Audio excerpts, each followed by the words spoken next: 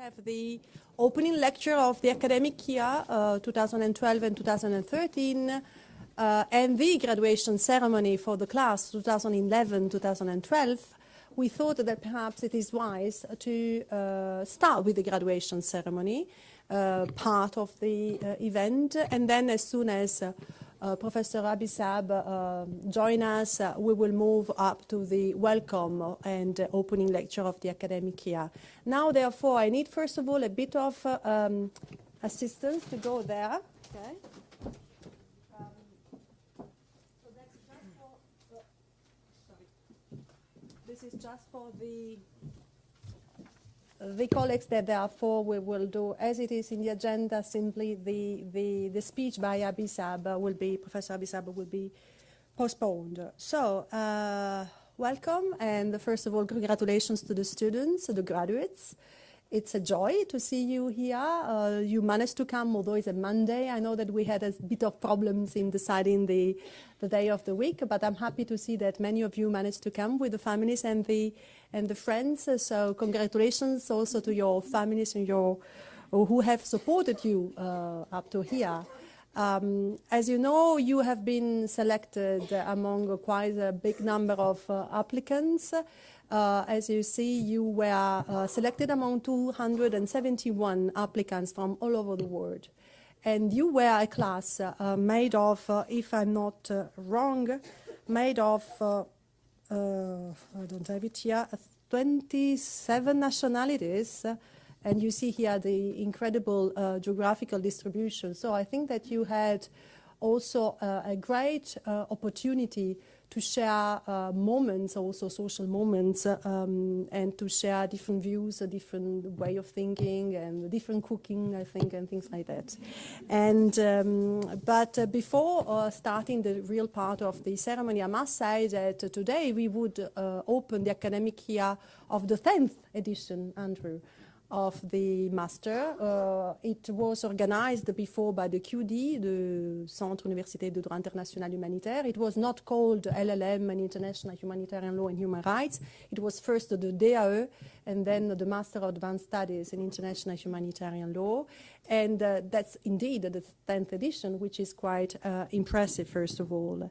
And of course, that's for, I think that first of all, we must thank the two institutions which had set up, first of all, the QD and subsequently the Geneva Academy, the Faculty of Law of the University of Geneva, and the Graduate Institute of International and Development Studies. And therefore, in representing these two institutions, I'm happy to give the floor to Professor Marco Sassoli on behalf of the Law Faculty.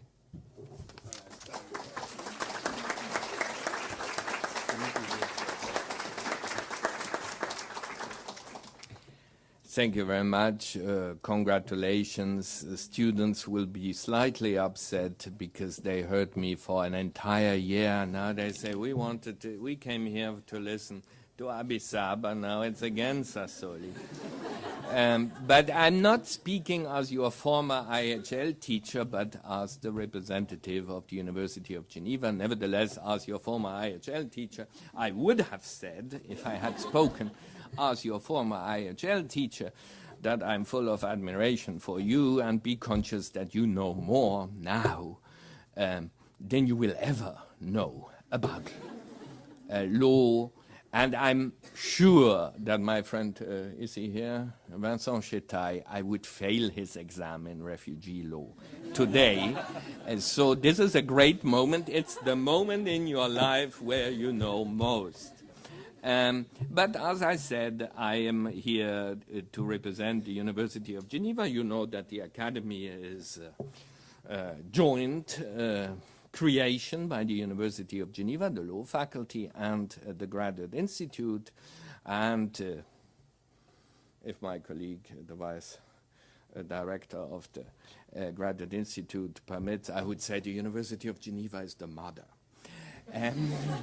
of the academy, and obviously parents are always very proud of their children when they achieve something. I see some parents in this room who are so proud. So the University of Geneva is also very proud of the academy and its achievements, and personally I think one of the main achievements, it's you, people from all around the world who learn seriously international humanitarian law, human rights law, international criminal law, public international law, always in relation with armed conflicts. And obviously the University of Geneva is particularly proud that one of the most important things you learn are the Geneva Conventions. And this is indeed what is, and this is not my statistics, what is most well known in the world about the Geneva, or about Geneva if you go in the entire world, are the Geneva Conventions, not the banks, not the watches, not chocolate, not police stations where foreigners are beaten. It's the Geneva Conventions. And so obviously the University of Geneva is very proud of that. It is also proud that it was the first civilian university which introduced a course on international humanitarian law at the bachelor level in the 1960s. It was Jean Pictet who gave this course.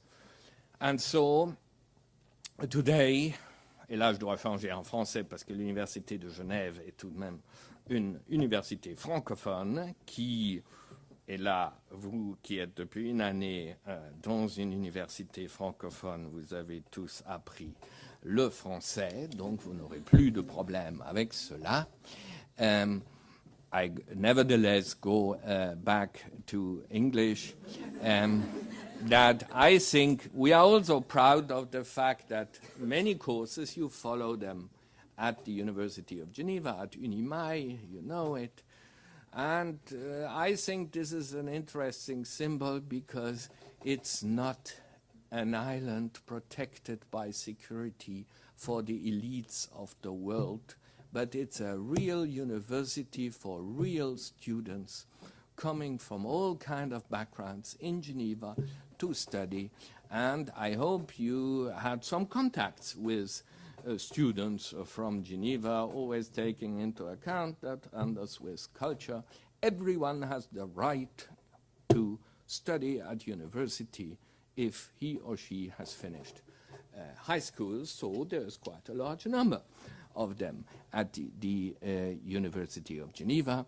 And I will close in another capacity. I'm also director of the Department of International Law and International Organization. And there I just wanted to mention that international humanitarian law is somehow at the vanishing point of international law, as Herr Schlauterpacht said. Also on an important point that sorry for my colleagues who teach you about the end of impunity, most of international law and even more of humanitarian law is a self-applied system, and there are no judges who will adjudicate it, and there is no police who enforces it, but it's you who are the invisible judges, enforcers, but even legislators of humanitarian law, because you know how humanitarian law develops.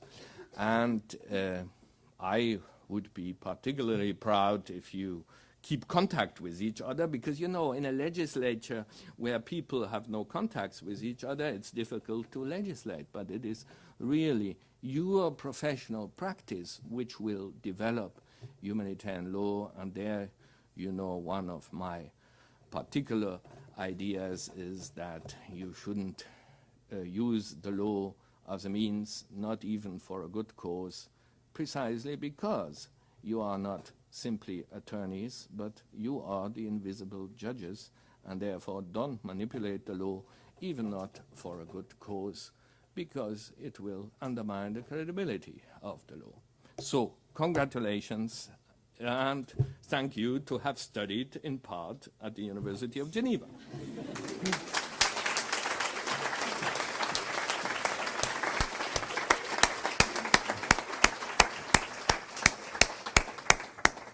So I would say that after MAMS comes DAD, and the representative of the Institut des Hautes Études Internationales de Développement, we have the Vice Director, Professor Elisabeth Prügel. Because the HLA is the father, no? Yes.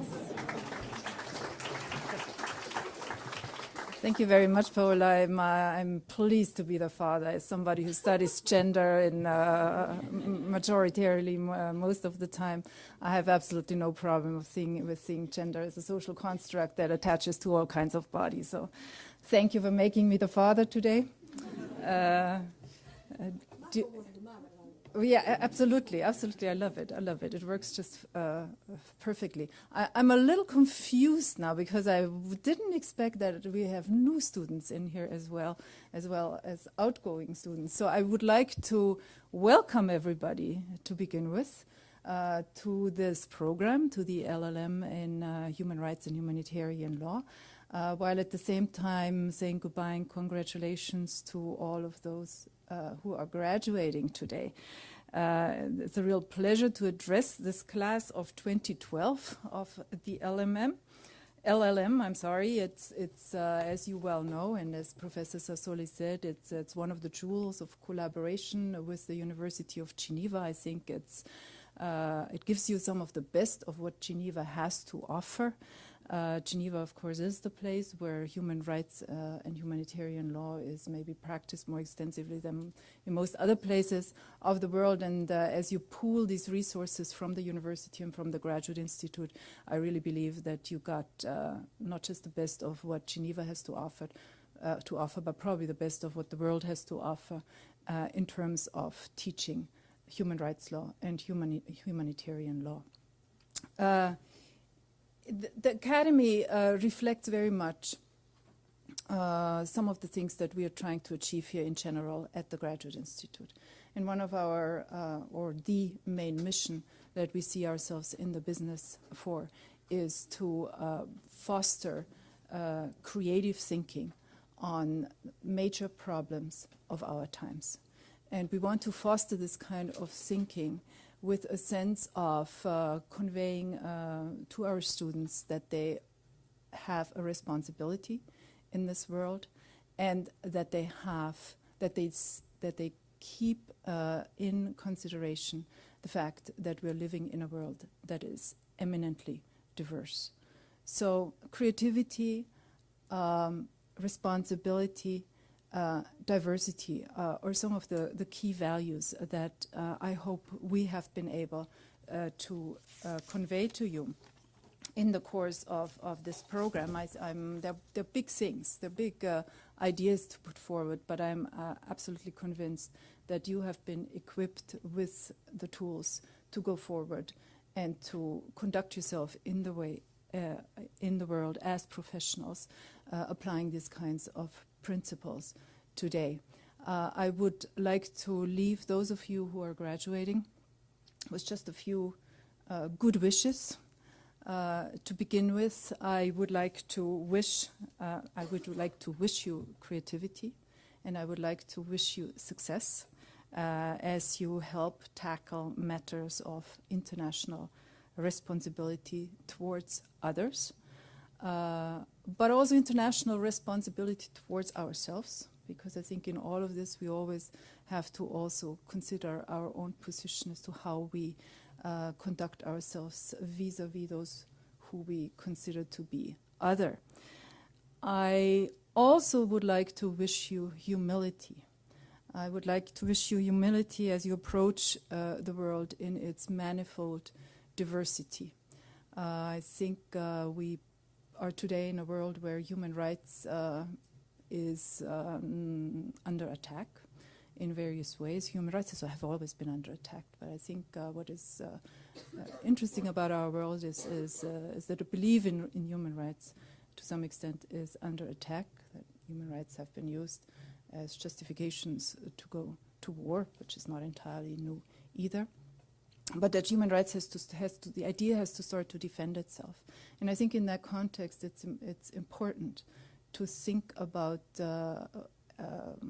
intervening in the world on with the call of human rights on our backs is something that we need to be humble about, and that we need to be considerate about, and that we need to do that in a context of where we're considering the enormous diversity that exists in the world today, while recognizing that, in a sense, there is no alternative to human rights. I think this is a very difficult problem to straddle. And I'd like to wish you a third thing, which may be kind of unusual, but I actually would like to wish you some failures. This is not a nice thing to say in a way when it comes from your alma mater, but I think failures are an incredibly healthy thing to have. We all have had them. We all will have many more of those. I think failures is something to embrace. They're a great thing to encounter. It's something to embrace also in terms of recognizing the way in which you are different, in the way in which you are odd, in the way in which we sometimes don't fit in. I think those are all really, really good things. So in the spirit of all the successes you have had, I wish you will be able to go on to embrace your differences, your queernesses, your otherness, the way in which you stick out in funny ways and in good ways, and to be proud of those differences and failures, and to make all kinds of good things out of them. So, more than anything, however, I wish you hope.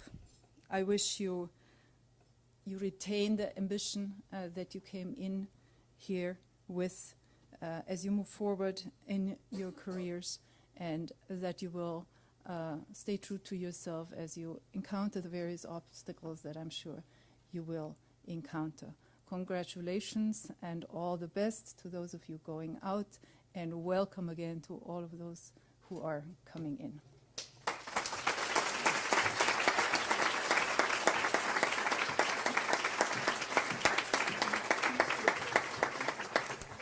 Thank you very much, Elisabeth. And of course, not only the Graduate Institute and the Faculty of Law of the University of Geneva must be thanks, but the success of the master is due, as you know very well, thanks to the commitment of many. I would like to start with the staff members, because really they have given an incredible support to me and to the whole academy this year, and I hope also to you as a students last year. And therefore, my really thanks goes to Nathalie Staffler, Antonella Guillot, Antoine Caboret, Evelyn Bryden, Sumon Vanchoui, and the newcomers in the administration of the two masters, Antonio Coco and Jean-Baptiste Maillard. It is possible I forgot someone, but I would like to thank especially those people.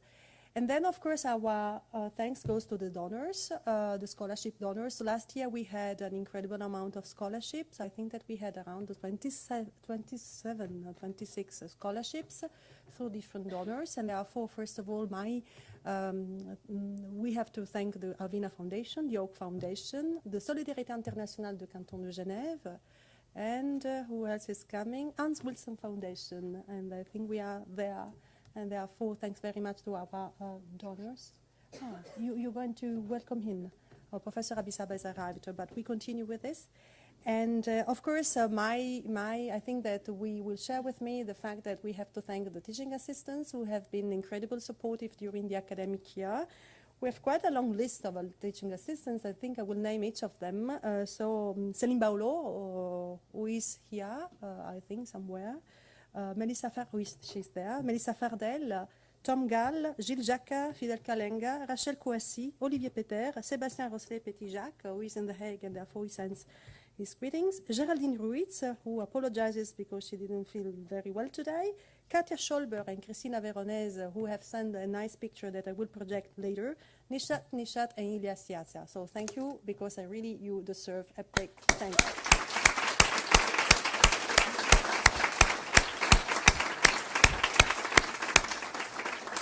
And of course, we have to thank all the professors, but I don't name each of them because it's too long list. I don't remember each of them. But thanks to all the professors, I think you have learned a lot from them, and I hope that you have enjoyed the classes during the year. Now, I think it's the time to give the floor to the representative of the Association of the Students who wanted to say a few words, if I'm not mistaken. Valeria? You have also your...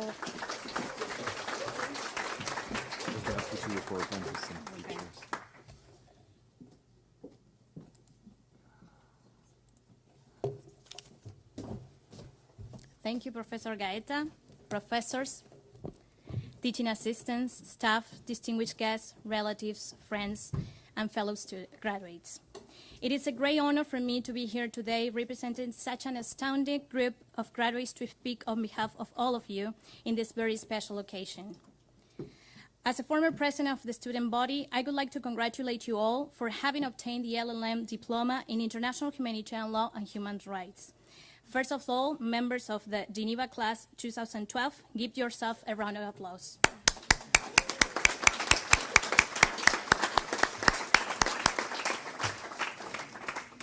We are gathered here today to celebrate the end of a stage in our academic and professional life.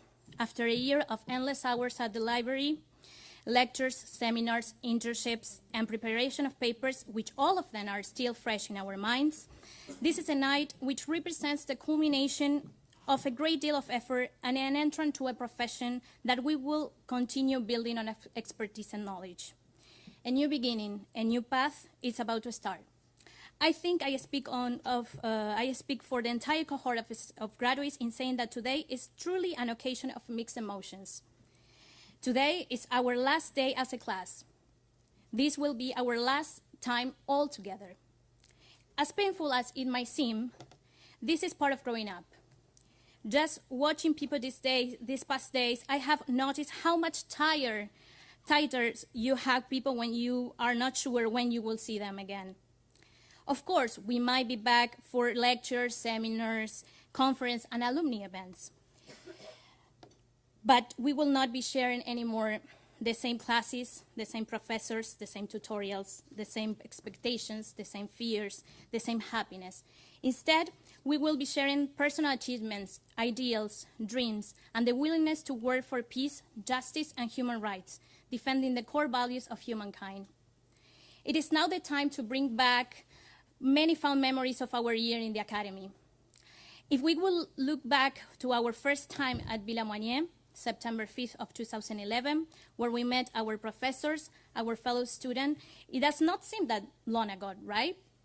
We walk around looking at everything, It was not easy to be at a place as significant as Villamonier is for international law and talk to distinguished professors in this field.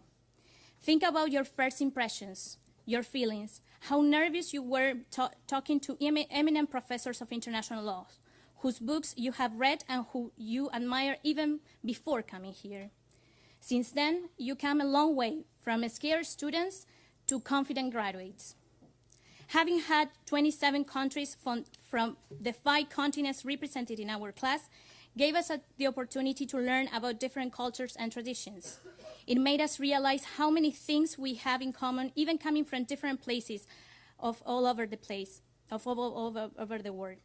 We were a community diverse in thought and background, the kind of terrain that is never easy to navigate. Nevertheless, the eagerness to learn from each other's culture brought us closer together. We were not only friends, but also a family away from home. I think I speak on behalf of everybody by saying that Geneva would have never been the same without all of you. We had so much fun. Let me remind you, the Halloween party, the Latin American party, the Christmas party, the alumni event, and the unforgettable after exams try to release the pressure party.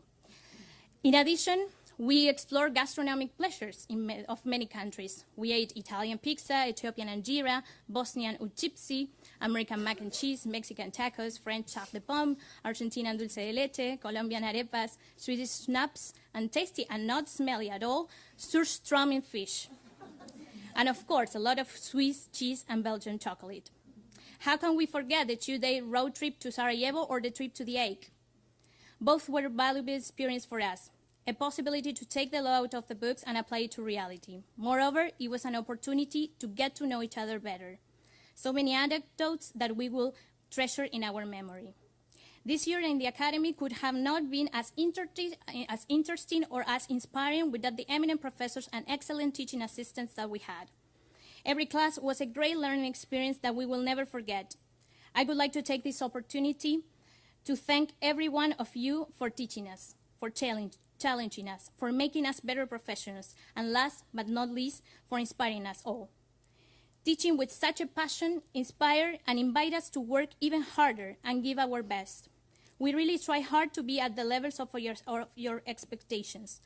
Greatness stands for great teaching and even greater people. As part of these great people, we should mention the TAs, those persons that prepare us for the exams, pointed out the right direction, and listened to our pre-exam panic attacks.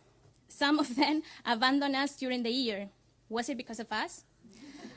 We are grateful with the ones that left and the ones that stay, because one of the things that they have in common, apart from being teaching assistants, is the dedication, the passion, and the knowledge that they have shared with us. On a funny note, let's not forget about our animal friends that were part of our years, such as polar bears, panther principals, and zebra coats, among others. All the aforementioned roughly summarize what we have experienced this year. I leave the rest to your memory. In words of William Wordsworth, we will grieve not, rather find strength in what remains behind. As one door closes, another opens. It is time to talk about our future, the one that for many might not seem really clear right now. Do not worry, things will get better. You have the skills to achieve the goals. Believe in yourselves. As you know, there is a lot to be done in this field. The Geneva Academy provides us with the necessary intellectual tools to make change possible. It is up to us now to make it happen. Being professors, human rights defenders, judges, legal advisors, international lawyers, you can work for human rights value to be respected and for making changes possible. It will not be an easy task.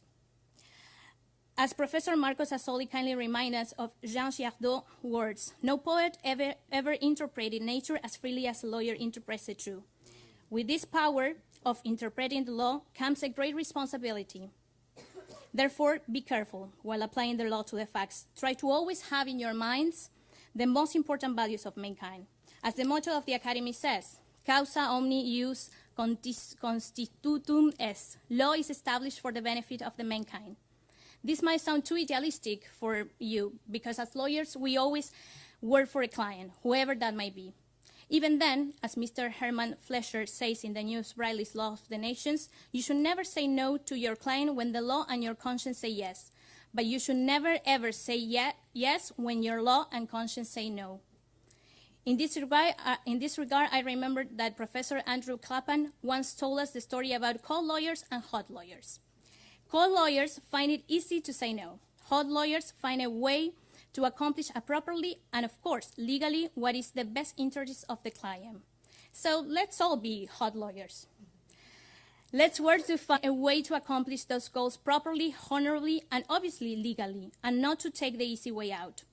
This way, we can make a difference no matter who we work for, international organizations, NGOs, or governments. Do not think for a minute that as a single individual you cannot make a change, because you can.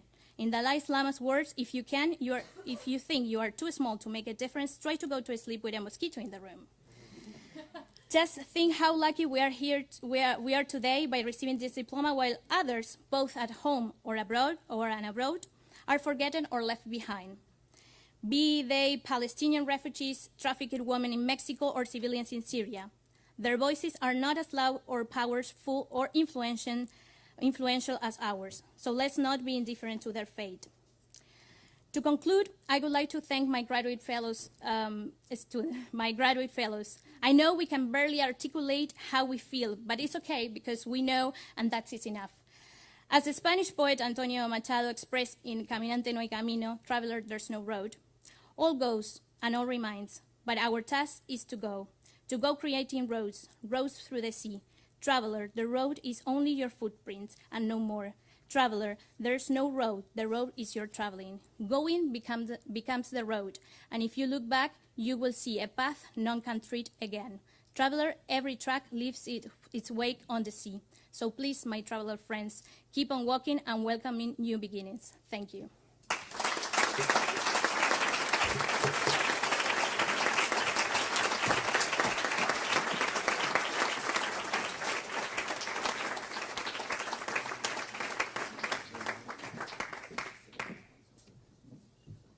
So we wish to welcome Professor Abissab. I suggest that perhaps we continue with the graduation so that we have don't have to interrupt him. Perhaps Maybe if we do this at the end. that's what you prefer? Okay, so let's do like that. You sure? I would prefer to continue because it breaks down the moment. Okay. Also, this event is recorded, so if you will have to share it with the friends and people who did manage to come, you will have it available and the kind of technicalities that will be explained. Now, before moving to giving the diplomas to each of you, I would like to say to Valeria that she made a few points that I had prepared for the speech, not myself, but projecting 3-4 minutes of a very famous speech by Robert Kennedy, 1966, in South Africa. And you have the text of the speech in your chairs so that you can follow it. It is 3-4 minutes. I think it says many of the things that Valeria has so brilliantly pointed out, and I'd like to share this little speech with you. Now, Jean-Baptiste, you have to tell me what I have to do because I have no idea. That's it. So let's listen to it. It is a revolutionary world that we all live in. And thus, as I have said in Latin America, and in Asia, and in Europe, and in my own country, the United States, it is the young people who must take the lead. Thus, you and your young compatriots everywhere have had thrust upon you a greater burden of responsibility than any generation that has ever lived. There is, said an Italian philosopher, nothing more difficult to take in hand, more perilous to conduct, or more uncertain in its success than to take the lead in the introduction of a new order of things. Yet this is the measure of the task of your generation, and the road is strewn with many dangers. First is the danger of futility, the belief there is nothing one man or one woman can do against the enormous array of the world's ills, against misery, against ignorance, or injustice and violence. Yet many of the world's great movements of thought and action have flowed from the work of a single man. A young monk began the Protestant Reformation. A young general extended an empire from Macedonia to the borders of the earth. And a young woman reclaimed the territory of France. It was a young Italian explorer who discovered the New World, and 32-year-old Thomas Jefferson, who proclaimed that all men are created equal. Give me a place to stand, said Archimedes, and I will move the world. These men move the world, and so can we all. Few will have the greatness to bend history, but each of us can work to change a small portion of the event, and then the total, all of these acts will be written in the history of this generation.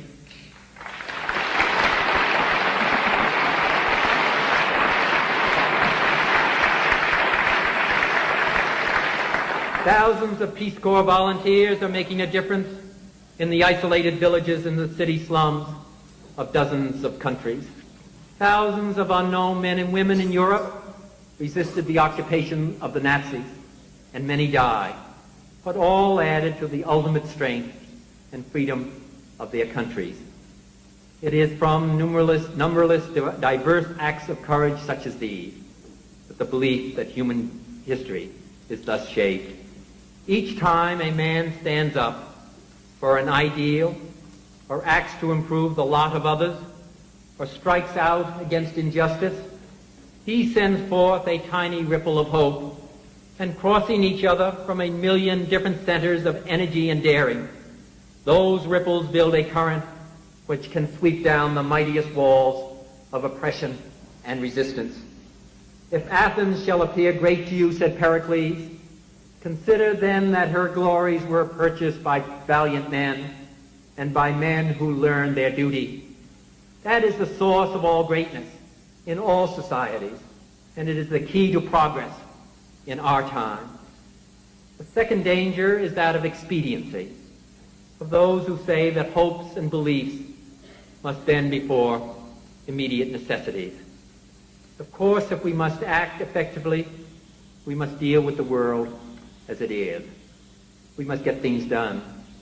But if there was one thing that President Kennedy stood for that touched the most profound feeling of young people around the world, it was the belief that idealism, high aspirations, and deep convictions are not incompatible with the most practical and efficient of programs, that there is no basic inconsistency between ideals and realistic possibilities, no separation between the deepest desires of heart and of mind and the rational application of human effort to human problems.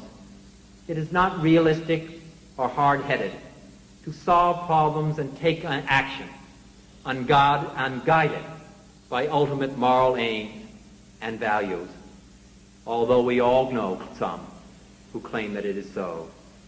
In my judgment, it is thoughtless folly, for it ignores the realities of human faith and of passion and of belief, forces ultimately more powerful than all the calculations of our economists or of our generals.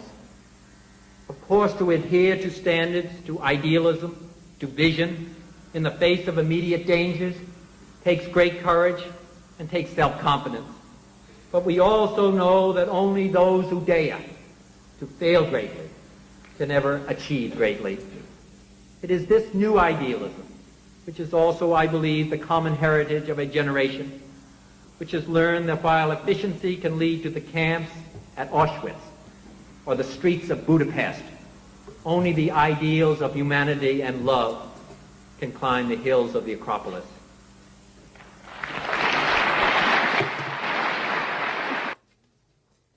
That's it. So Valeria, as you see, he says almost the same things that you said to us today, and I really wish all of you to send many tiny little ripples of hopes, as he says, and to try to do together what perhaps only some very exceptional men can manage to do alone.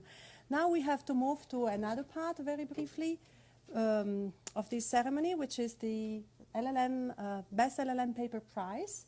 It is, as you might recall, I told you at the beginning of the year, last year, that we had established this Best LLM Paper Prize for the first time, which is a small amount of money for the winner. And we have now to announce who is the winner of the prize. I can tell you already there are two winners because we have an ex aequo Best LLM Prize. So I'm pleased to call. Ta-da-da. Andrew, you want to come to give the diploma with me? Then for the prize itself, you have to contact me. That you have to give me your bank account. Okay? Now you just receive a piece of paper. So the first winner, ex aequo, is Mrs. Nelle Verlinden.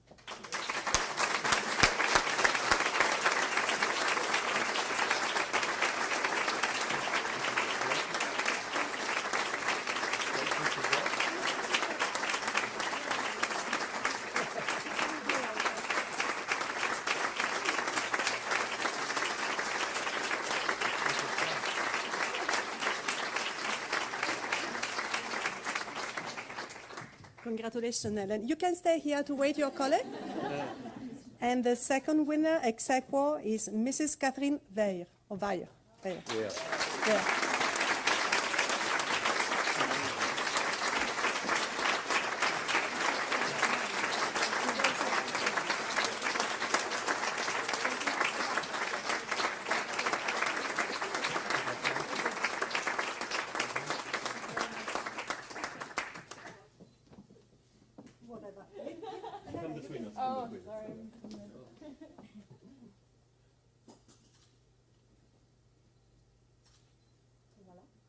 Okay, that's for our Facebook. Thank you very much.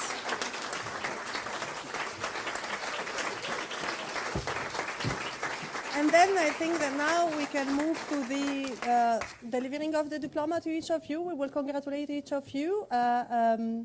And I think that Natalie can come here and to give the names. As you see, Katya and Christina sent their greetings. They can come. She's in Washington and Katya is in Berlin. So, I mean, they are far away, but they think of you. And Natalie, we can start with the ceremony and so that we can go for the lecture of Professor Abisab. Let's start.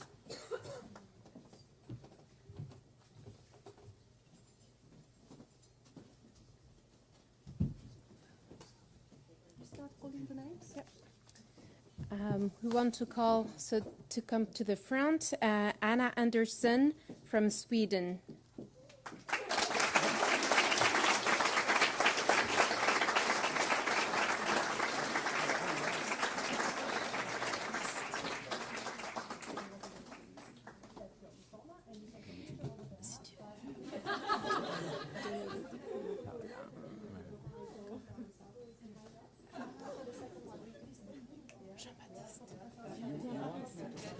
That's it. Because I thought that I am an external. but it's nice if you can stand and come to congratulate the graduates. Okay, then. Nicole Andersson from Sweden, cum laude.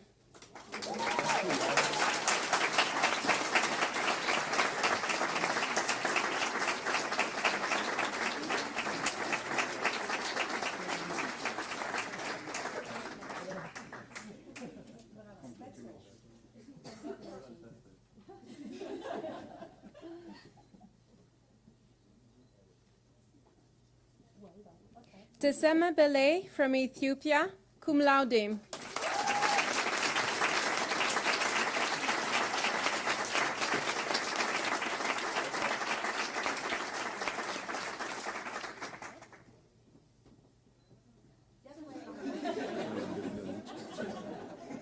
Marta Bernal Castro from El Salvador.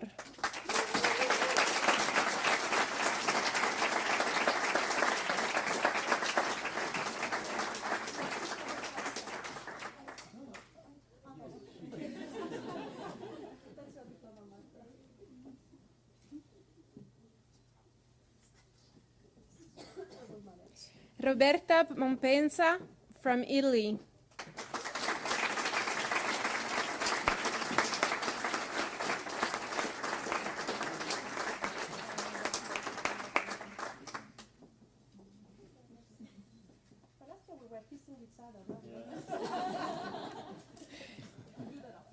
Paola Burgos Zecchinelli from Mexico.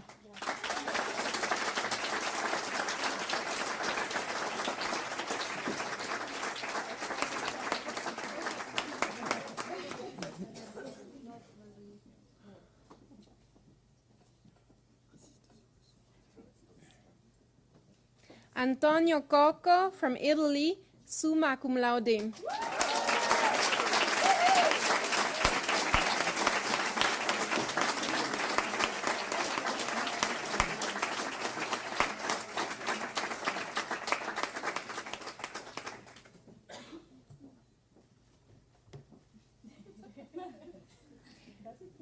Gaetan Cornet from Belgium, cum laude.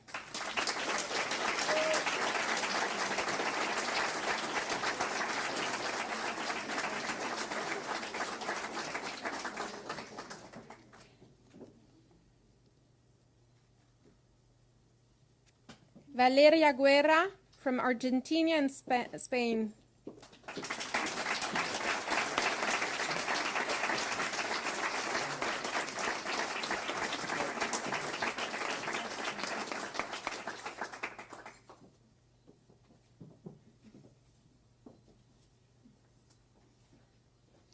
Julie Abran from France.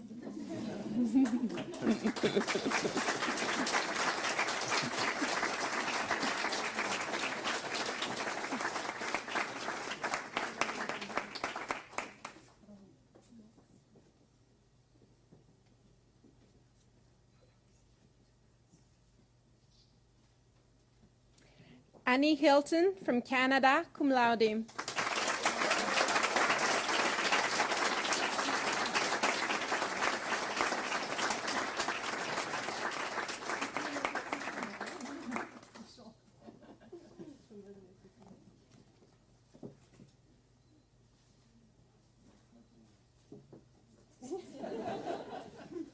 Azra Kuchi from Bosnia, cum laude.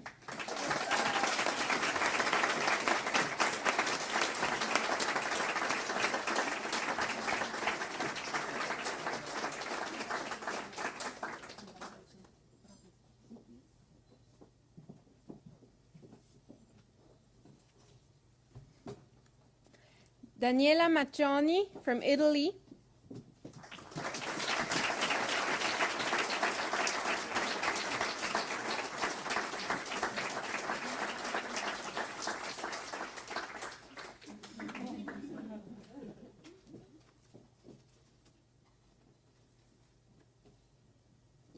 Igor Njimamang from Cameroon.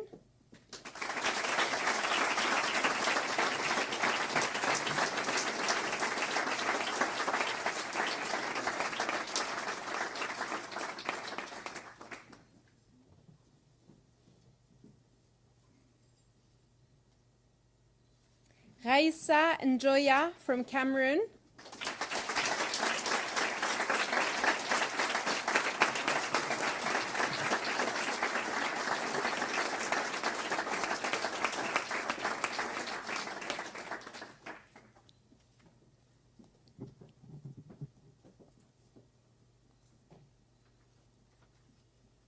Bienvenue Wedra Ogo from Burkina Faso, cum laude.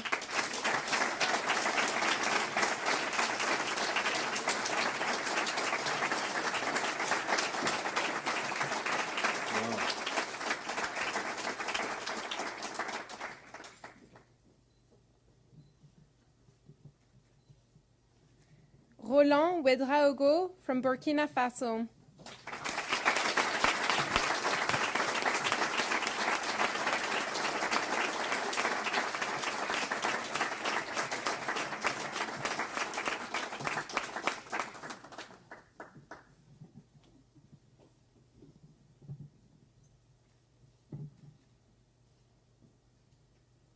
Catherine Philippe from France, cum laude.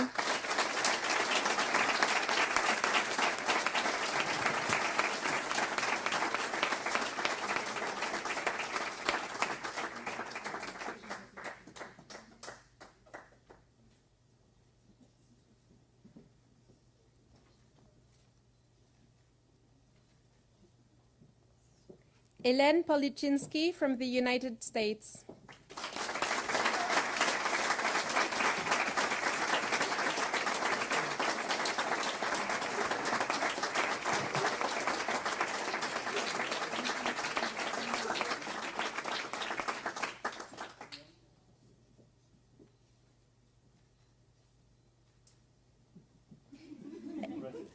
Elvina Potele from France, cum laude.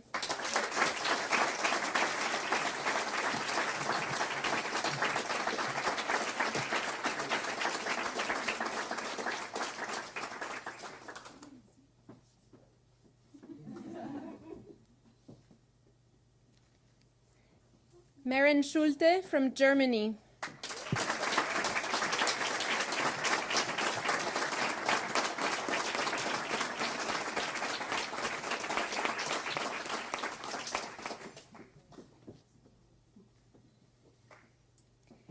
Nele Verlinden from Belgium, summa cum laude.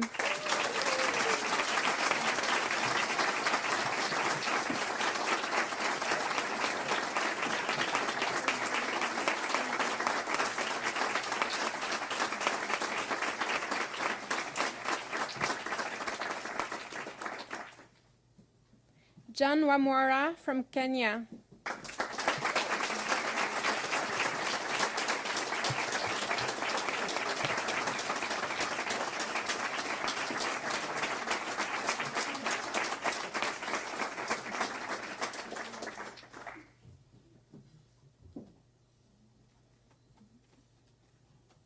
Catherine Weir from Australia, cum laude.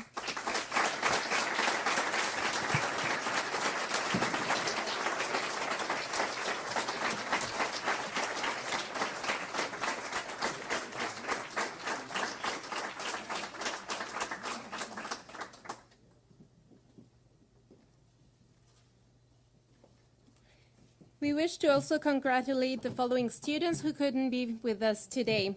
Manuel Glavis Martinez from Colombia.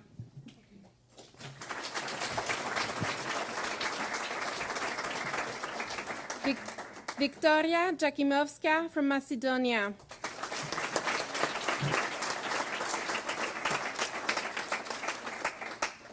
Raphaël Nicole from France, summa cum laude.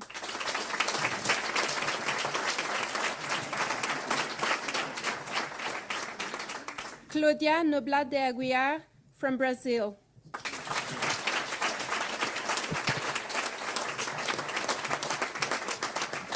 Yves Perret from Switzerland, summa cum laude.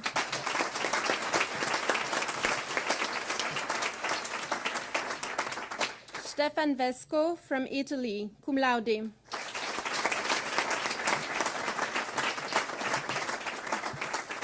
Sterling Davital from Haiti.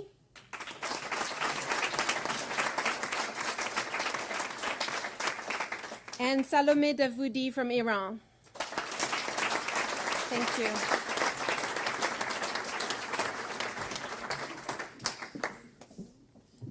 Okay, thank you very much. So at last, I see the faces of new students of the LLM looking at their colleagues. You will be here next year, same time. And so I wish you a fruitful academic year. I need to mention one thing before giving the floor to Professor Clapham, is that this is not only the 10th anniversary of our LLM program, but now the LLM program has a little brother. And it's the Executive Master in International Law in Armed Conflict. And we also opened the academic year for this a new program of the Geneva Academy, which is mainly addressed to professionals living in Geneva and who wish to take the challenge, to take a new possibility to go back to study and to improve their knowledge on a field that they are already practicing. So congratulations and welcome to the new Executive Master participants. And they come from different fields, ICRC, NGOs, diplomats. There are 22. We have just started the academic year with them. And I would like to welcome also the Executive Master participants. Now it's time to give the floor to Professor Andrew Clapham, who will present our speaker of today, Professor Abisab. Thank you.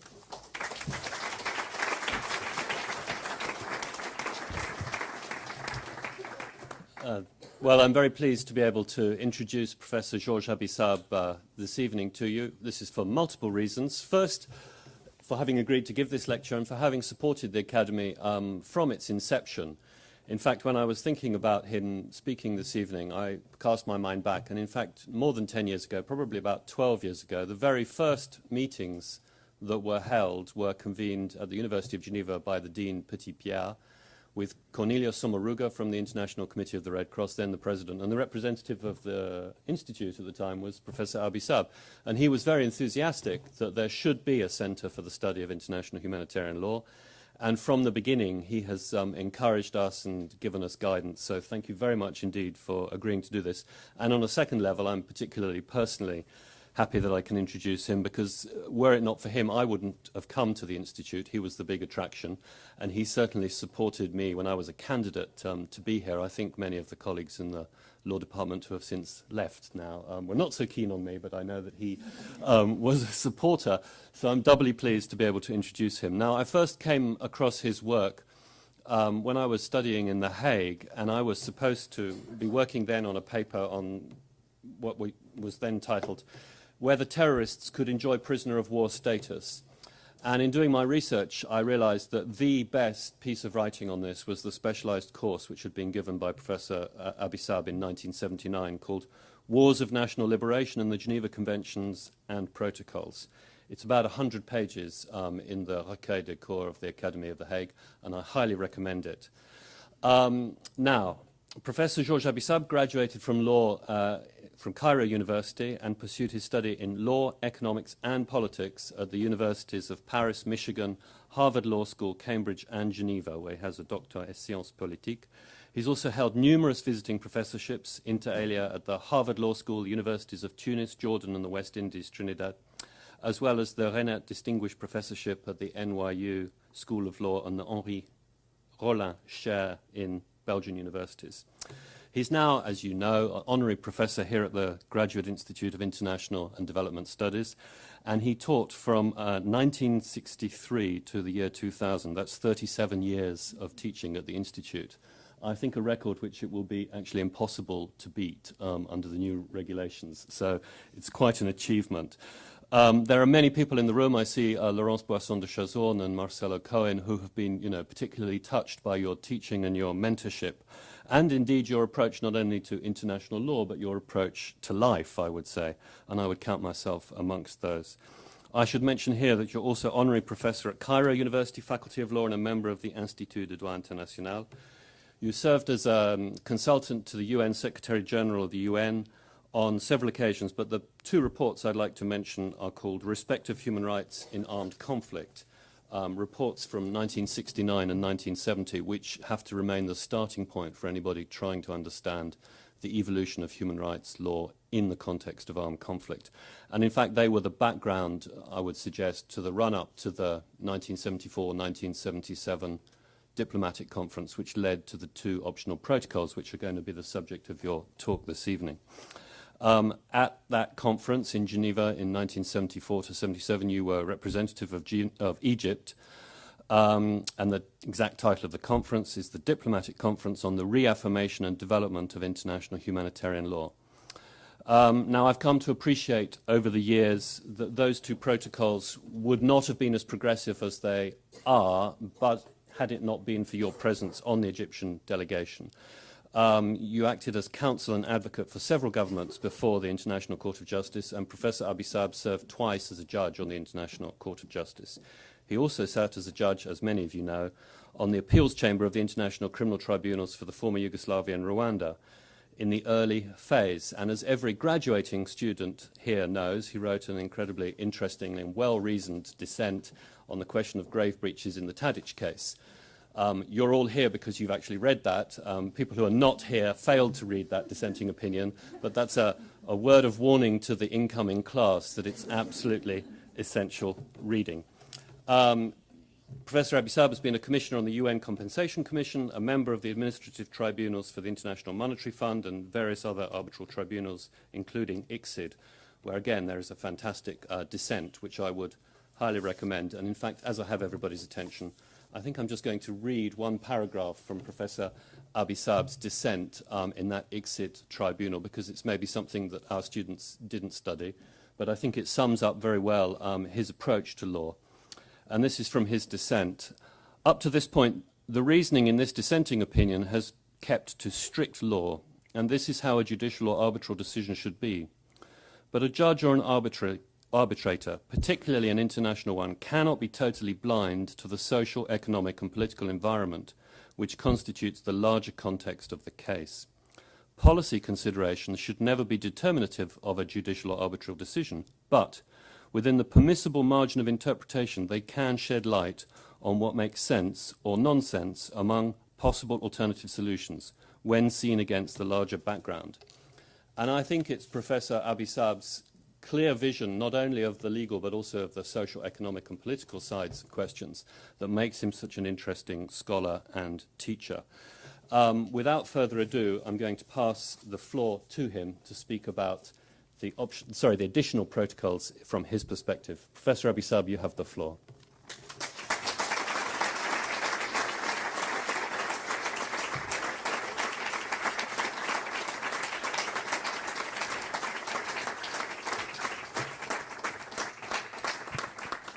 Thank you very much, Andrew, for this rather exaggerated introduction. Ladies and gentlemen, I know you have been here for some time now, and the room is a little bit hot, so I try to be as brief as I can. I am very happy to be standing before you because, as Andrew has said, I have been teaching here for a long time, and I miss this podium. So I thank you for giving me another occasion. Unfortunately, the uncivilized country, which is Switzerland, has a retirement age of 65, but you could still make 37 years of teaching within this limit. While more civilized, at least in this respect, countries like the US have taken off such a lid. But anyway, when I was invited by Paula and Andrew to give this speech, I was told this is to open the academic year. So I thought of a subject which would be for beginners rather than people at the end of the course. And I thought of a subject which can serve as a kind of an introduction for the academic year. So unfortunately, I didn't realize that we have also the graduating class. And I have to apologize if I say things which may look to you after an intense year of study rather elementary, but anyway, I'll try to make it interesting all the same. The title which I suggested for this general subject is the Protocols at 35, Prospects in Retrospect. And this is a little bit paradoxical. I have to explain it.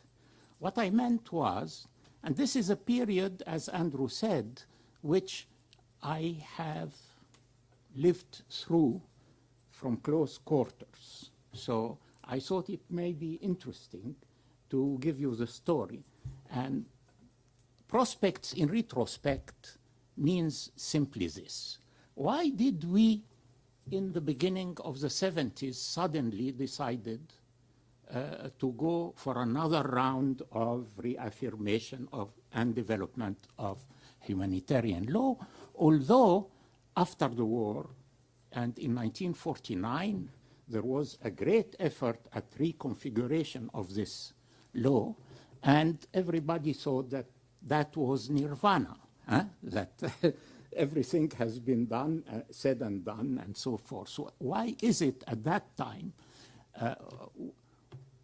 what called for another review of humanitarian law, and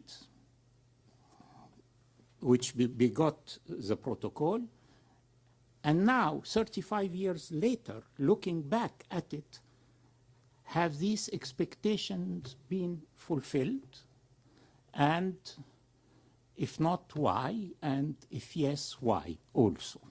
So, very briefly,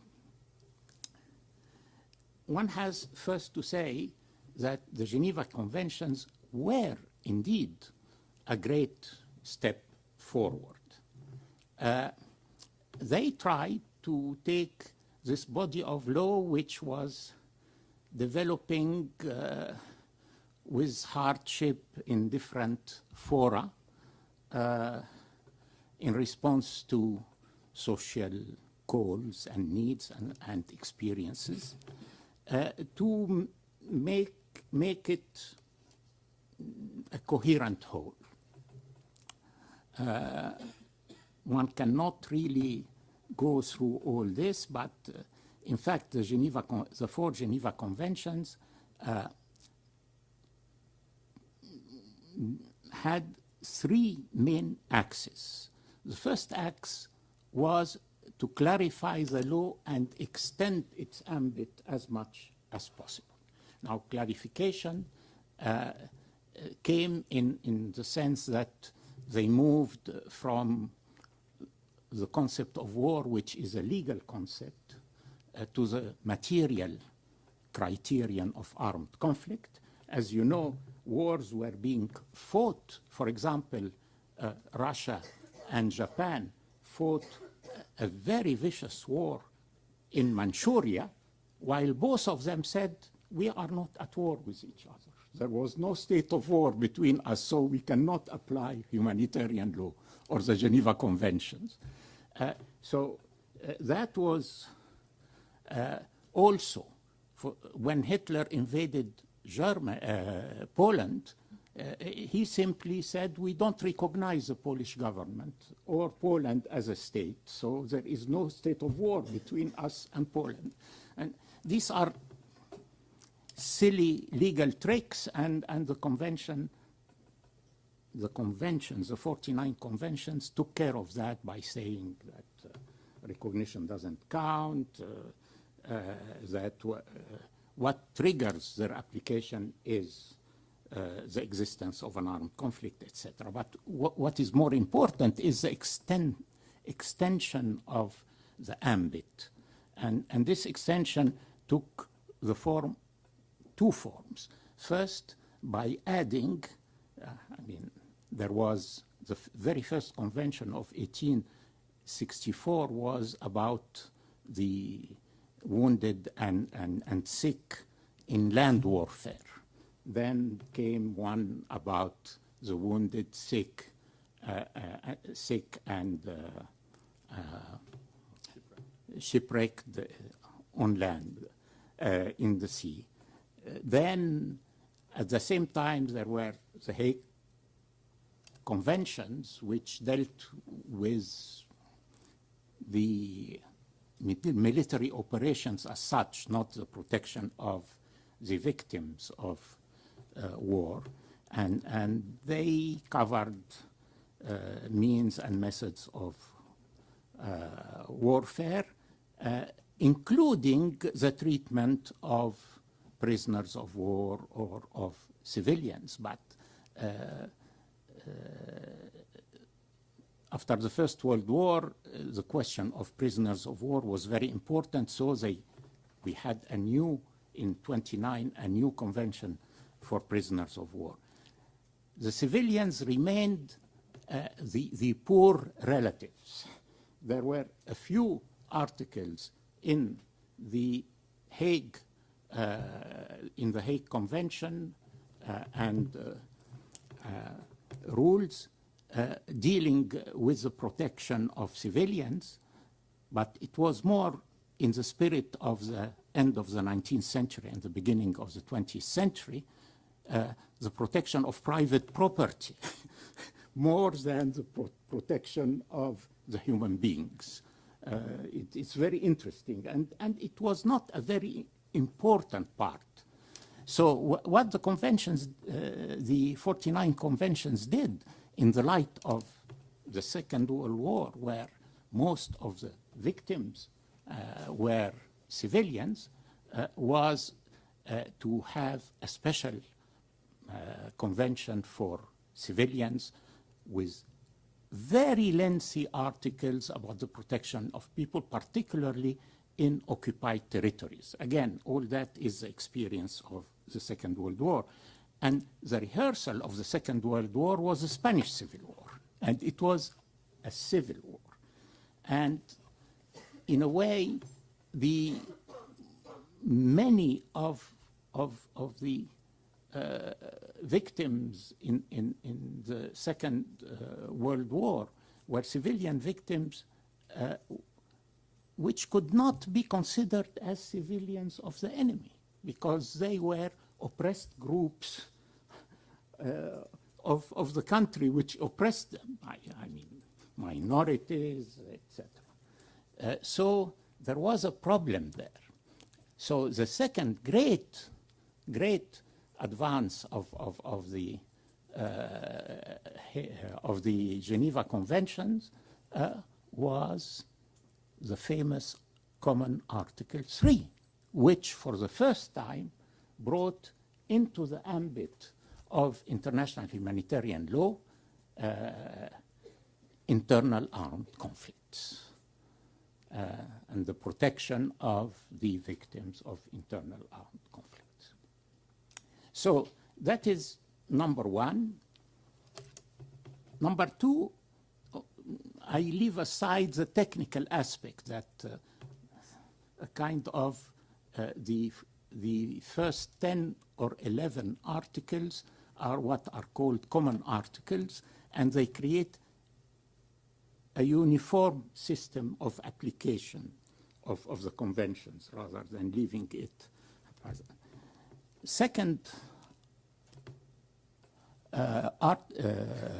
advance was the extension of the material protection, as I explained, particularly in relation to the civilians, and even in relation to prisoners of war by adding a new category to prisoners of war, and these were the members of the resistance movements in the occupied territories in the light of, again, the Second World War. The third element, which is very, very important for us as lawyers, is the system of implementation. You know, it's very good to have conventions imposing obligations, but the question is, how do you make sure that they are really followed in the action of those who have accepted these obligations? We are here speaking in very adverse conditions, conditions of war, and you ask governments to abide by rules which they may consider as shackles in their liberty of prosecuting the war. So, in fact, an institution which developed first in practice then was codified in the Prisoners of War Convention of 29 was the institution of protecting power. And that was only for prisoners of war, and the four conventions made them the cornerstone of the scrutiny of how parties respect their obligations. They considered them as an important, as a basic element of system implementation. Moreover, they codified for the first time the independent role of the ICRC. It was there, but it was not very, very clear, as well as its right of initiative. I'm sorry to have gone through all this known details, perhaps, but it's very important because it's in relation to them. In fact, what happened is that these great advances were not first complete because there was one important gap, I'll mention it, and then the solutions which were sought to take care of the real problems which emerged during the Second World War brought with them their own problems. and that led to the protocols. Let me explain this proposition. First, the Geneva Conventions remained in the realm of what is called the Geneva Law, meaning the protection of war victims, whether combatants or civilians, who are in the hands of the enemy. Now, before they fall in the hands of the enemy, there is no protection in the Geneva Conventions. This was left to the Hague Convention and the Hague Rules, which dated, in fact, they started in 1899, where the convention was revised in 1907, but it didn't go beyond that. Although they speak of bombardments, of course, by cannons at that time, there is nothing about, for example, aerial warfare, not to mention missile warfare. There had been a protocol which was adopted in 1899 and then lapsed after 5 years but was revived in 1907. It was about aerial bombardment, but from balloons, which was what was known in 1907. But that's as far as aerial bombardments, which proved to be, I think of Dresden, I think of, not to speak of Hiroshima and Nagasaki and so forth. This remained a very big hole in the thing. Now let us come to the great advance, which is introducing humanitarian law in the field of non-international armed conflict. This is very important because up to then, the only way that the humanitarian rules would apply in an internal armed conflict is if the government, which is in the throes of a rebellion, recognizes the rebels as belligerents. So in a way, and no government does this. I mean, even I spoke of the Spanish Civil War, but the Republic, which was a legitimate government, was not going to recognize Franco as a legitimate belligerent. So it didn't apply even in the Spanish Civil War, and so forth. So it is a rare occurrence. And as such, it was a great advance, but it brought with it great problems. And these are really the problems which called for the protocols. The first problem was that there is no definition. There is a negative definition. We say non-international armed conflict. Okay, but what is the threshold of this non-international armed conflict? You have seen all that, but this is a great problem. From what point an isolated act of violence becomes or triggers an armed conflict? And so that's one problem. Another problem, and that comes as a result of the evolution after the Second World War. Because if we look at the Geneva Conventions took care of all the problems, at least as far as the victims in the hand of the enemy are concerned, all the problems that emerged during the Second World War. So they were perfect for the Third World War, which happily did not take place for two reasons. One, the Cold War, and second, the mutual nuclear deterrence. But violence found other venues through what is called limited wars. Many of these limited wars were on the territory of one country. Not all of them, but most of them were in the territory of one country. But in many ways, they reflected elements of both international and non-international armed conflict. So we had a series of armed conflicts which were very difficult to characterize, legally speaking. One of them, a very important category that Andrew mentioned, is wars of national liberation. The rise of peoples who are oppressed, whether by colonialism or by internal minorities like in apartheid, or even majorities, and so forth, and where they ask for their self-determination.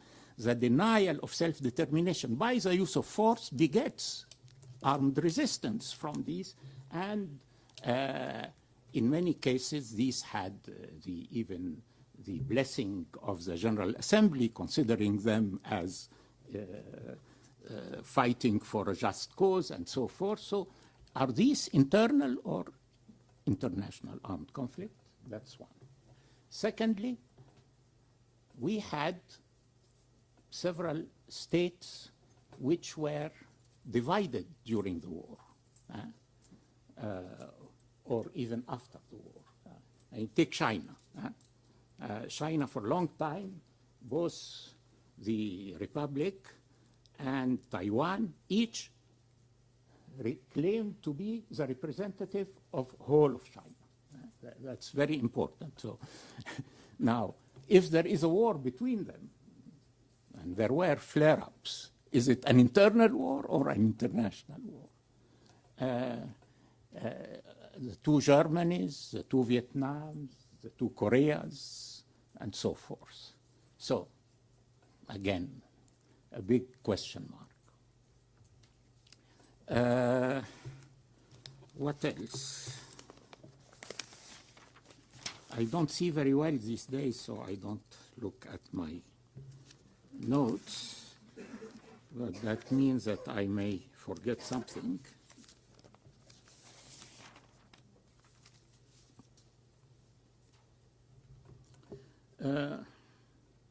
Yes. Yeah, and of course, the great problem, which was illustrated mostly by the Vietnam War, was where you have a civil war, but with foreign intervention. Now, intervention, here when we speak of foreign intervention, we speak of foreign operational intervention, where you have forces fighting, whether with the government or with the rebels. If it's with the rebels, that internationalizes armed conflict. There is no problem about that. But how about the forces which come to fight with a government which is really, a very frail government, client government. And if we push that a little bit to the famous Prague syndrome, where you have a foreign invasion which installs a government which invites the invader to help it. And we had even a recent case of that when there was an invasion of Iraq, and then at one point they say the invasion is finished because they installed another government, and this government asked the invaders to stay. And on the 31st of August of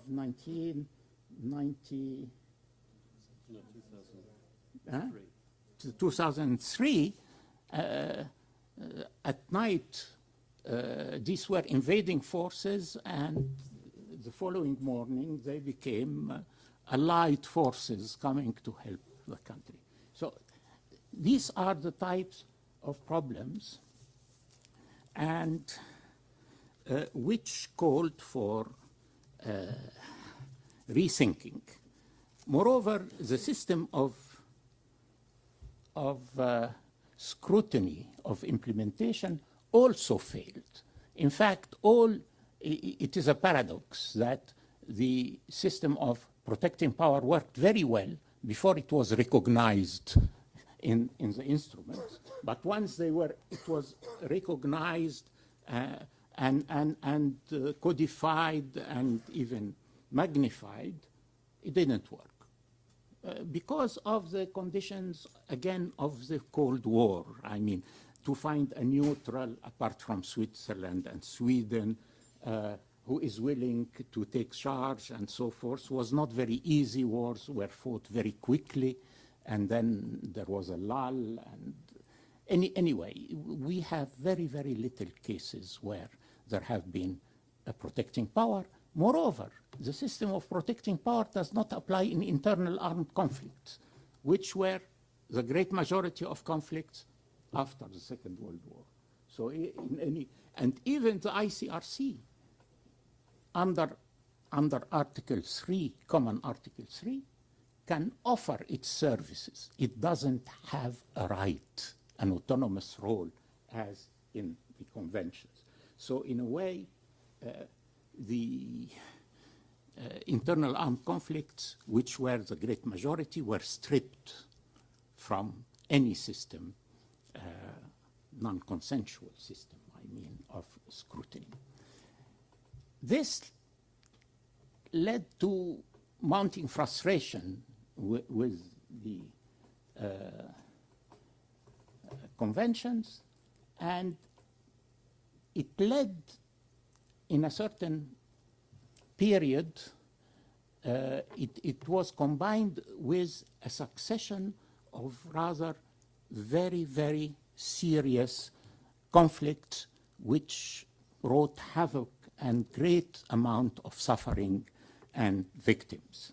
And this is in the second part of the 60s. We have the Ran-Kutch War between India and Pakistan, 67, the Middle East War, the 6 Days War, 68, Biafra, 68 also the invasion of Czechoslovakia by the Soviet Union, Vietnam War overlaying the whole period.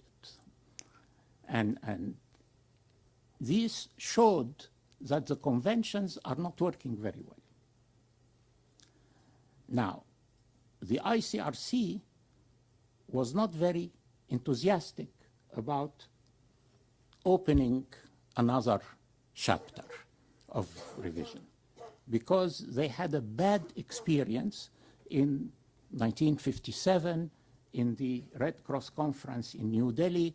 They tried to introduce certain rules about aerial bombardments, and the countries simply refused, the governments refused to treat.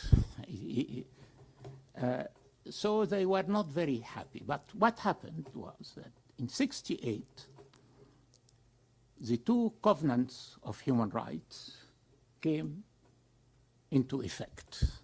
And in '69, there was a big conference in Tehran to see what the way forward.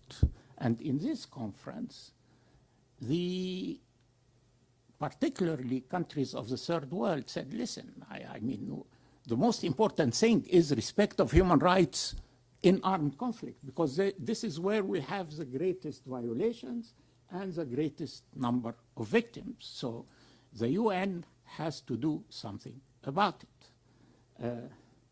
And the recommendation was sent to the General Assembly, and the General Assembly adopted a famous resolution 2444, in which it asked the Secretariat to prepare a report on that subject.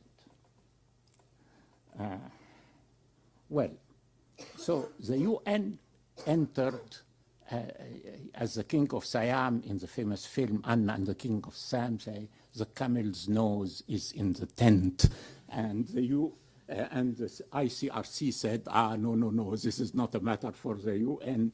And so they also started playing. And in the Red Cross conference of that year, '69 in Istanbul, they prepared a study about that. Anyway, that's how the ball started rolling about whether what is to be done and so forth. I spare you the details of the conference. It took not 4 years. The conference was from '74 to '77, but it took 6 years because it started by 2 conferences, one in 1970 and one in 1971 or 71, 72 of government experts conference. So it was the first, and then this led to the conference, to the diplomatic conference, and after 4 years, now the Geneva Conventions, the 4 conventions, took 3 months to write. 3 months. The protocols took 6 years. So it is really, but this is not bad. It reflects the change in international community, because in Geneva there were very few people. I mean, there were the people who know, who are, of course, the Swiss, the Belgians, the French, the Russians, etc., and very few third world countries. But look at the conference in 1974 and so forth, everybody was there. And so it had to reflect a different vision and to find a synthesis between these visions. Okay, I spoke for 15 minutes, I think, so I still can speak a little bit more. Did the protocols provide the remedies? To what extent? And if not, why and where did they fail? I have to say before, in the first place, the greatest contribution of the protocol is to have integrated the rules of the law of The Hague into the law of Geneva. The protocols, particularly Protocol 1, has a very, very important chapter about the protection of civilians against who are not in the power of the enemy, against bombardments particularly, and that is a great thing. And also it takes into consideration the change of technology and so forth. So it is a very important contribution, and some of it has been also included in Protocol 2, but to a much lesser extent. Again, I'm not going to enter into the details, but it is the greatest contribution. That now we have a unified humanitarian law, rather than a split personality humanitarian law. It is not only what you do to people in your power, which is more a legal question. It's a legal question of governance, but it's what you can do to destroy the enemy's will while respecting the principle of not inflicting unnecessary suffering. Of course, it's an oxymoron to speak unnecessary suffering. I don't think any suffering is necessary unless one is a masochist. Anyway, but it's very important, and the protocols affirm in the strongest language and in detail the principle which always the powerful try to erode, which is the principle of distinction. The principle of distinction between military and civilian, whether individual or goods and objects. So that is, and whatever criticism to the protocol, this is a very important. Now I come to the new types of conflict, as they used to be called in the 60s, and whether the protocols took care of them. Well, for the first one, which is the wars of national liberation, that was the greatest fight, in fact, in the conference, because the 77, to summarize the group of 77, wanted absolutely to recognize the international character of these wars, and the others, particularly the Western group, was dead set against it. I cannot speak much. I was the spokesman of the 77 on this point. So anyway, it ended up by Article 1, Paragraph 4 in Protocol 1, which considers wars of national liberation as international armed conflict. And in Article 94, I think, 3, yeah. Yes, 96.3. Because it's not enough, of course, to say these are international armed conflicts, but the parties have to be parties to the conventions and the protocols. So in this Article 96, Paragraph 3, it is said that liberation movements, and they are defined in a reasonable way, can adhere to the protocol.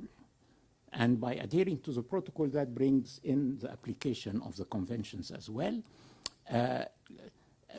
under certain conditions. Conditions that they accept the principle of the equality of the parties, they accept the rules, of course, and so forth and so on. Well, in retrospect, and I have to stop here, this has been one of the articles that was most criticized in the protocols by saying this is political, it's discriminatory. Now, why discriminatory? Fritz Karlshofen, who is a name you may know, say because you discriminate between this type of conflicts and the rest of internal armed conflict. Now, Is this discrimination in the sense we understand? I don't think so. I mean, here we had a political will to decide on the characterization. In other cases, there was no political will to decide. Does this mean that we should not do what we can because it's not complete?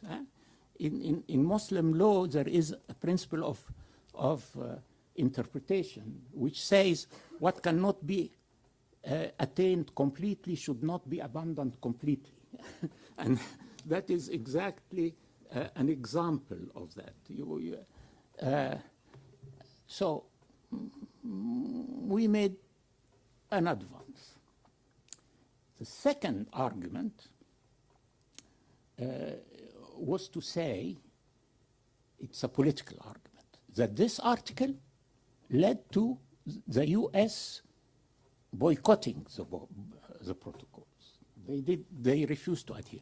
Not only they refused to adhere, but my friend George Aldrich, who was the head of the American delegation, was very, very mad because he was a Republican and he was very happy that when Reagan came in 1980, but the first thing Reagan said, this is a protocol which protects terrorists, and the Americans made a big campaign to undo the protocol by pushing pressure on their allies and also on the Russians by saying we are not going to, you are free to adhere to the protocol, but we are not going to adhere, so you will tie your hands vis-a-vis us. Happily, in the long run, this didn't work out. But really, this is humbug. You know, humbug in English, what it means. It's hot. Because what the Americans didn't like were the precautions against attacks. What they don't like is the chapter about, in the protocols, about aerial bombardment. And that is what creates the big problem for them. But it's much easier and ideologically more acceptable to say the protocol is slanted rather than to say that we don't want, and of course, well, anyway. So the third criticism, and this is again paradoxical, is that this article has never been formally invoked or applied. No liberation movement has made the declaration. It's true. But what is very interesting is that every time the question came, for example, before the Security Council or to the ICRC, whether this is a liberation movement, etc. You know, we have something like it parallel going on now in Geneva. It's the Geneva Call, in which Marco is very involved, where they try to get movements, not necessarily liberation movements according to the definition of the protocol, to make solemn declarations that they accept the principles of humanitarian law.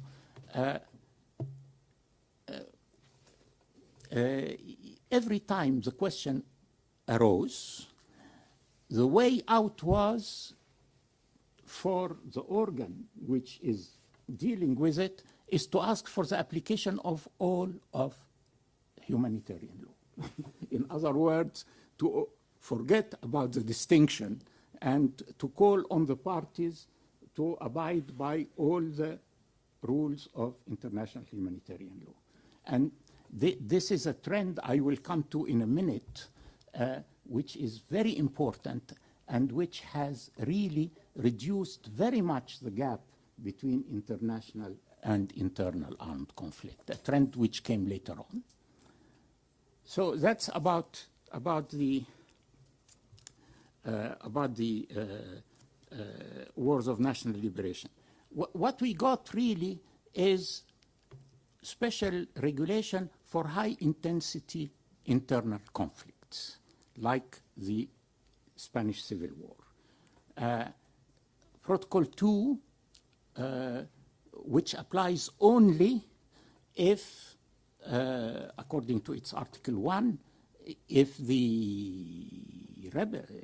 in cases where you have an armed conflict between either a government and dissident groups or between groups, as long as these groups have a certain territorial control. They control part of the territory, and they are in a position to carry on sustained military operations, meaning conventional, face-to-face rather than guerrilla warfare. That is Protocol 2. Protocol 2 then brought in not many, but a good part of what was in Protocol 1, but it applied only in this case, in case where you have an internal armed conflict which is materially similar to traditional international armed conflict. Now, this did exist, but it is a very small minority. It's a very small minority of cases. Most of the cases are not with territorial control. In fact, in the conference, at the beginning, in the experts' conference, Norway came with a very interesting idea. Said we have to have one protocol which will apply to all armed conflicts. And that would have eliminated, in reality, though not in the text, the distinction between the two. This was not accepted at the beginning. However, as the work of the conference continued, the commission which was working on internal armed conflict was more and more repeating the same thing which was done for international armed conflicts. It became too close for comfort to some. And suddenly at the last session, but for the text to pass, it had to have a 2/3 majority vote.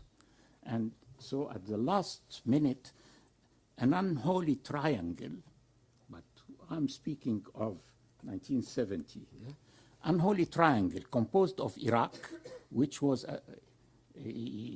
having a Kurdish problem, Pakistan, which had half of it secede in Bangladesh, and the third joker is the one unexpected, Canada. Yes, these three led a campaign, a terrible campaign, saying, you will not get the 2/3, you will not get, etc., etc. You have to scuttle down the protocol. And the text from 70 some articles was cut down to almost 20 now, I think, I'm not sure. So the second protocol is there. It is a great advance on Article 3, which is really very, very vague. It says 4 principles and that's it. But it doesn't go much, but even for that. But the worst thing is that most internal armed conflicts are not much helped expressly because they don't fall within the second protocol. However, and that is the good news, however, the Article 3 now is interpreted automatically through the prism of the second protocol. Say, what does this mean? Ah, yes, there are 3 articles in the second protocol that tells us what this means. So through interpretation, the second protocol has seeped into, but I have to conclude, but I want to say 3 things about what happened after. Now, before I go that, I have to say that on the third point, which is the scrutiny, the failure was almost complete. because the whole hope and the whole fight of the progressive groups was to create an automatic mechanism that would have the power to investigate violations, to be on the ground, etc. And that did not work. In fact, in the expert conference, there was a proposal, Norwegian, Egyptian proposal, to create such an automatic mechanism, which would do what? In case there is no protecting power, and the ICRC does not want to cover all the functions of the protecting power. So it's only when there is a gap, when the codified mechanisms don't work, only then would this automatic organ, which would be within the UN but with independence, like the High Commission of Refugees, for example, or the High Commission for Human Rights now, would enter into the scene and would try to do what is not being done of the functions of the protecting power. But that was really very much resisted by everybody, almost from the big powers, and even some of the small. And it ended up being watered down to what is now Article 90, which is a fact-finding commission. It's a commission which has never functioned and which needs a double consent. First, you have to accept that the commission exists, and secondly, you have to accept that it functions on your territory if you are party to a conflict. And so up to now, we don't have even one case. However, as at a great end of, with great frustration last minute, and paradoxically, it was Syria which came with a proposal saying, and this is Article 89 now, that when everything fails, parties to the protocol would consult with each other about what action they can take, including in consultation with the UN. So they put the UN's camel's nose in the tent. And that is exactly what happened after. Now, what happened after, I have to finish. So I'll tell you in 3 sentences, perhaps 4 or 5. 2 things happened. First, the UN indeed became more active in the sense that they considered, first, it's very, very important, that grave violations of humanitarian law constitute a threat to peace, meaning that it is the trigger to apply Chapter 7. And that is the first step. Then they applied it in specific cases. How? As I said, in many cases where there was controversy, they would call on the parties to apply, for example, in the occupied territory in Palestine, say, you have to apply the Fourth Convention. What does this mean? That the idea which Israel was trying to propagate, that this is an as this territory is contested, or I don't know, in fact, what they, on what basis, but that there is no doubt that this is an international armed court. So they ask for the application of the law. Secondly, and just to run the film very quickly, they would create commissions of investigation, as we have now in Syria, to investigate. And thirdly, what they did was ended up by creating the ad hoc tribunals to prosecute the violators. Now, the creation of the tribunals were very, very important in 2 ways. First, not only for the development of international criminal law, and that was the main thing which happened, whole idea of international criminal law was given body. It was very vague since Nuremberg, and even Nuremberg was victor's justice in the eyes of many people. Here, suddenly we have something which becomes palpable, etc. But in order to say there is a crime, you have to clarify what is the rule whose violation constitutes a crime. So at the secondary move, it was the whole body of international humanitarian law which has been developed through this activity. And that is a very important thing. So now, we have upstream clearer law as a result of this activity. And downstream, we have some instruments to punish, to fight impunity, etc. What remains still vacant is that we don't have standing organs during the hostilities that can monitor and tell us what is happening and so forth. And this is the field for you to develop in the future. The second thing and that is my last point, on the normative level. On the normative level, the development was very significant in the sense that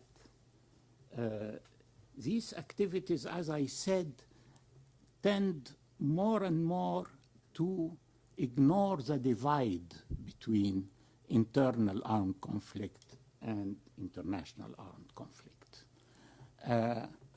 And this came through stages. We have something very interesting happened in the Nicaragua case in '86. And that is that up to then, the conventional wisdom was that Article 3 is really a very small summary of a few principles. Now, in Nicaragua, because the court did not want also to characterize the conflict and say whether it is this or that, it stood this logic on its head. It said Article 3 is the quintessence of international humanitarian law. All the rest is elaboration. So it doesn't make much difference. I didn't say that, but if we read what they say, it comes down to that. So that was followed by other steps. Second step, we have Tadic, which you may know, in which it was considered that war crimes can take place in internal armed conflict, which was contested up to that point. And amazingly enough, a very good friend of mine, who is now very important in this field, phoned me saying, how could you dare go that far? Eh? And now he is the most ardent defender of that theory. Well, anyway, I have to pay homage also to my departed colleague, Nino Cassesio. We worked very hard on this case. Well, anyway, so that is second. And the last stage is the customary study of international humanitarian law, which was done under the auspices of the ICRC. And what is very interesting in this study, which is very, very detailed, it took also 7-8 years, and I was also involved in it to some extent. They come out with 150 some rules, okay? And which are perhaps not as specific as the rules in the conventions and the protocols, but they get the gist of the normative substance. And you know how many rules of these apply to internal armed conflict? 140. There are, I think, 12 rules only which don't apply to internal armed conflict. We are really getting nearer. Unfortunately, we cannot completely ignore what is in the texts, but we are getting nearer to a kind of an assimilation of the two. So the protocols were one step in a movement. We still have to continue the building, and this is why many of you are here, and I hope you will do a better job than we could have done before. Thank you very much.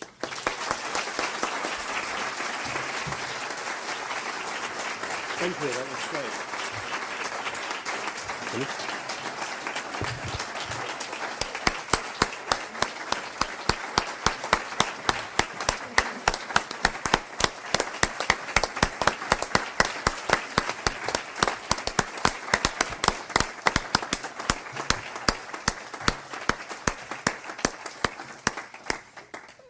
Thank you very much indeed, Professor Abisab. There was something in that talk for everybody, both the beginners and the more advanced.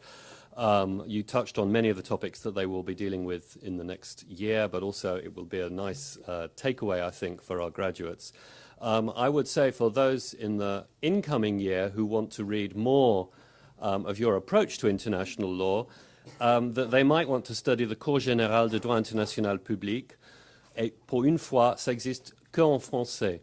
Alors les francophones, vous avez un grand avantage parce que les anglophones, ils peuvent pas le suivre. So those of you who want to get ahead, please read the Cours générale de droit international public by Professor Abisab. I'm going to now close the meeting together with Professor Gator, but there is, of course, one person who hasn't been thanked this evening, and that is, of course, the director of the Academy and the director of your LLM program. So please thank Professor Gator.